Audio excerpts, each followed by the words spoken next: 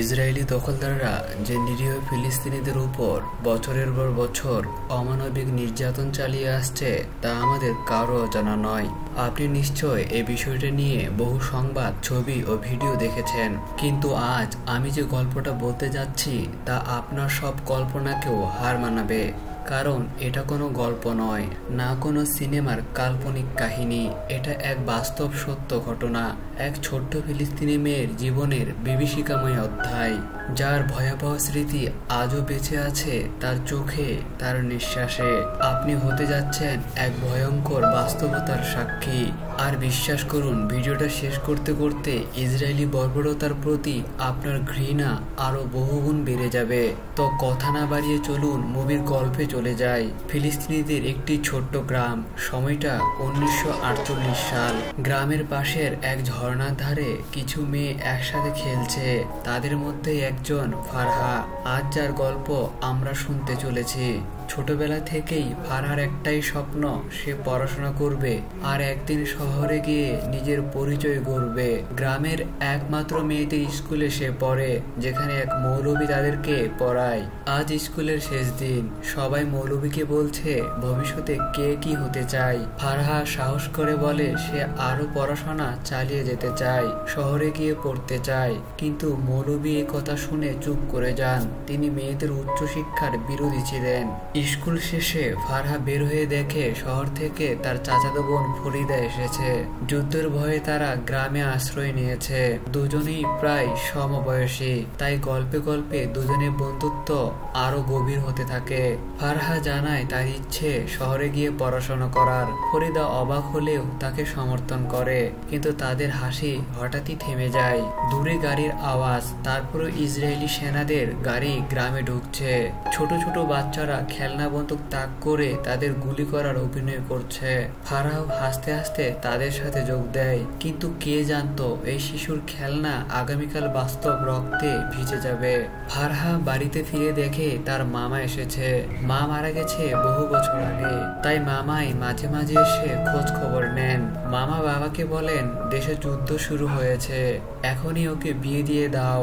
এই অবস্থায় মেয়েকে একা রাখা নিরাপদ নয়। ফারহার বাবা নীরব, কিন্তু ফারহা সব শুনছে দরজার আড়াল থেকে। মামা চলে গেলে আবার স্কুলের মৌলবী আসেন বাবার সাথে দেখা করতে। তিনিও একই কথা বলেন, এখন ওর বিয়ে দেওয়াই ভালো। এবার ফারহা আর চুপ থাকে না, সে সামনে এসে বলে আমি বিয়ে করতে চাই না, আমি শহরে গিয়ে পড়াশোনা করতে চাই, আমি বড় হতে চাই। বাবা রেগে যান, কিন্তু কিছুক্ষণ পরেই বাবার সেই কঠিন মুখে চিন্তার ছাপ দেখা যায়। তিনি জানেন যুদ্ধ আসছে, আর একমাত্র কন্যাকে রক্ষা করাই এখন তার একমাত্র দায়িত্ব। গোলাগুলির শব্দ শোনা যায়। ফারহার বাবা তাড়াহুড়ো করে মেয়েকে একটা ছোট্ট স্টোর রুমে নিয়ে যান। তিনি বলেন তুই এখান থেকে বের হবি না, আমি ফিরে এসে দরজা খুলবো। আর বাইরে থেকে তালা লাগিয়ে তিনি চলে যান। এরপর ফারহা একা, অন্ধকার, নীরব, আর চারদিকে বন্দুকের গর্জন। সে দরজার ছোট্ট ছিদ্র দিয়ে বাইরে তাকায়, দেখে সৈন্যরা গ্রামে ঢুকছে, আগুন দিচ্ছে ঘরে ঘরে। বাবার কোনো আওয়াজ নেই। সে বারবার ডাকতে থাকে বাবা বাবা, কিন্তু কেউই সাড়া দেয় না। ক্ষুধায় কাতর ফারহা মজুদ রাখা কিছু শুকনা খাবার পায়। তারপর নিঃসঙ্গতায় সে বই পড়তে থাকে, নিজে নিজে গল্প বানায়, এমনকি বৃষ্টির পানিতেই খেলা করতে থাকে। ফারহার সময় যেন একদমই থেমে গেছে। দিন যায়, রাত যায়, কিন্তু দরজাটা আর খোলে না। হারিকেনের তেল ফুরিয়ে যায়, আলো নিভে আসে। দেওয়ালের ছিদ্র দিয়ে কেবলই তাকিয়ে থাকে। বাইরে কেমন চলছে পৃথিবী সে জানে না। একদিন হঠাৎই সে বাইরে থেকে কিছু আওয়াজ শুনতে পায়। দেখে এক দম্পতি বাড়ির সামনে এসেছে। মহিলাটি গর্ভবতী ছিল, সে প্রসব ব্যথায় কাতর। স্বামী আবু মোহাম্মদ মরিয়া হয়ে তার স্ত্রীকে সাহায্য করছে। অল্প কিছুক্ষণেই তাদের কোল আলো করে আসে ফুটফুটে একটি ছেলে। লোকটি তাদের কানে আজান দিতে থাকে। ফারহা চুপি চুপি ডাকে আবু মোহাম্মদ। লোকটি প্রথমে বুঝতে পারে না, পরে তার অবস্থান টের পায়। সে দরজাটা ভাঙার চেষ্টা করে, কিন্তু ঠিক তখনই ইসরায়েলি সৈন্যদের গাড়ি এসে থামে ফারহার বাড়ির সামনে। আবু মোহাম্মদ সৈন্যদের বোঝানোর চেষ্টা করে, আমি শুধু একটু পানি খেতে এসেছিলাম। কিন্তু কমান্ডারের চোখে সন্দেহ হয়। সে দেখে মেঝেতে রক্তের দাগ। আসলে সেটা তার স্ত্রীর প্রসবের রক্ত ছিল। কমান্ডার চিৎকার করে এবং পুরো বাড়ি সার্চ করতে বলে। ফারহা শ্বাস আটকে থাকে ঘরের ভেতর। কমান্ডার কাছে আসছে। ঠিক তখনই বাইরে থেকে চিৎকার শোনা যায়, সৈন্যরা মহিলাকে ধরে ফেলেছে। মহিলার সঙ্গে অমানবিক আচরণ শুরু করে তারা।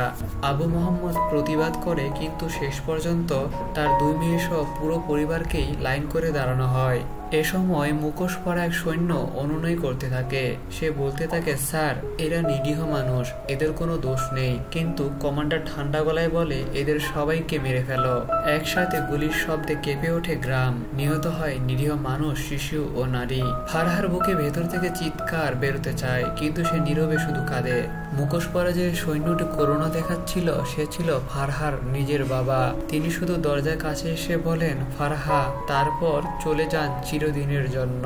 কমান্ডার তখন বলে, বাচ্চাটাকেও মেরে ফেলো। কিন্তু সৈন্যটি মনে করে, একটা গুলি নষ্ট করার কি দরকার, বাচ্চাটিকে তো পা দিয়ে চেপেই মেরে ফেলা যায়। কিন্তু সৈন্যটি পরে দ্বিধায় পড়ে যায়। শেষমেশ বাচ্চাটির মুখে রুমাল চাপা দেয়, যেন ধীরে ধীরে নিঃশ্বাস থেমে যায়। এটা কোনো গল্প নয়, এটা বাস্তব সত্য। এক নবজাতক মাত্র কয়েক ঘন্টার জীবনের পর এই পৃথিবী থেকেই হারিয়ে যায়। ফারহা ঘরের ভেতর পাগলের মতো দরজায় আঘাত করে, চিৎকার করে, কিন্তু কিছুই করতে পারে না। পরের দিন সকালে সে একটা পিস্তল খুঁজে পায়। মন শক্ত করে দরজার দিকে তাকায় এবং চোখ বন্ধ করে গুলি করতে থাকে। এক সময় দরজাটা খুলে যায়। সূর্যের আলো এসে পড়ে তার মুখে। ফারহা বাইরে বেরিয়ে আসে। চারিদিকে নিস্তব্ধতা, মৃতদেহ আর পোড়া গন্ধ। এক কোণে পড়ে আছে বাচ্চাটির লাশ। মাছি, পিঁপড়ে, ধুলো, একসাথে নিষ্পাপ শিশুর শেষ ঠিকানা। সে হাঁটু গেড়ে বসে, চোখ বন্ধ করে চুপচাপ তাকিয়ে থাকে। পুরো গ্রাম নিঃশেষ। 2 দিন আগেও যেখানে হাসি খুশি ছিল, আজ সেখানে কেবল ধোঁয়া আর লাশের স্তূপ। ফারহা তার সেই দোলনায় এসে বসে। পকেট থেকে ভর্তি ফর্মটা বের করে। একটা বাতাস আসে আর ফর্মটা তার হাত থেকেই উড়ে যায়। সে ধীরে ধীরে হাঁটতে শুরু করে, অজানার পথে, নিঃসঙ্গ এক জীবনের দিকে। সত্যিকার অর্থে সেই মেয়েটির আসল নাম ছিল রাদিয়া। সে হেঁটে হেঁটে এক সময় সিরিয়ার একটি শরণার্থী শিবিরে পৌঁছেছিল। সেখানেই সে এই গল্পটি বলেছিল। সে যতদিন বেঁচে ছিল, সে তার বাবাকে খুঁজেছিল, কিন্তু আর কখনোই খুঁজে পায়নি। আজও ফিলিস্তিনের অলিতে গলিতে হাজারো রাদিয়া তাদের নিজের গল্প লিখছে, রক্ত, আগুন আর চোখের জলে।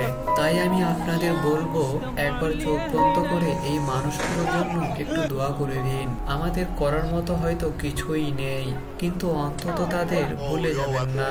আজকের মুভিটি নিয়ে কোনো মন্তব্য করতে চাই না, কারণ আজ আমি আপনাদের কোনো গল্প বলিনি, বলেছি একটি সত্য ঘটনা। তবুও যদি ভালো লাগে, চ্যানেলটি সাবস্ক্রাইব করে রাখবেন। ভালো থাকবেন সবাই। আজকের মতো বিদায়।